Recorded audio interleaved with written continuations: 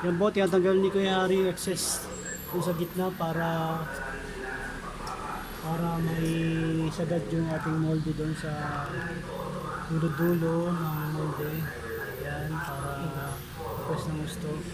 Kaya tumatawa po siya, oh.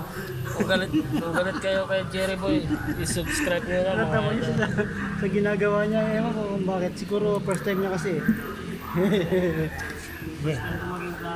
First time niya maging mold mold maker production. Kaya natatawa siya eh. Kaya ko pala, sabi niya sa sarili niya.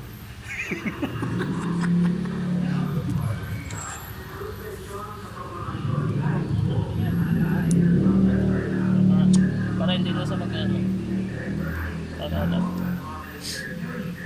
Ayos. ito yung ano eh, nagbabara eh. Ito yung nagbabara guys, para hindi ma-delay yung taas. Bara.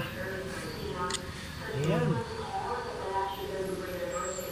Yung tanggal na yan. Yan po yung mga sobra na goma. Sa tao pa. Hindi siya Dumi yung tao. Isang sala na lang po ito at ayos na raw, sabi ni Kuya Harry. Ayos. Ganda. Ganda ng pagkagawa. Nakabilit ako.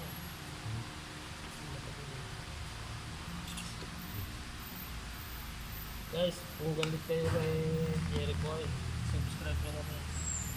Pasubscribe na lang po kay Jerry Boy.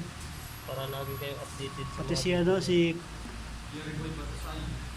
Dixon. si Kuya Dixon po. Yan. Pakita mo si Yung ayun po, may bag. Kumuha ng pera. Kasi nag-break time na. Sipunin pala to kasi bata pa eh. Magagamot pala siya. Sorry po guys.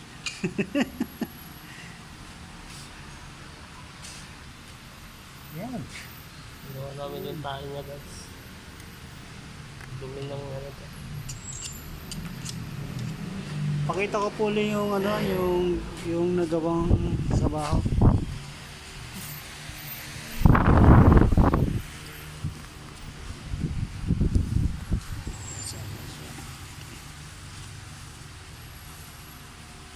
Wow, ang kinis.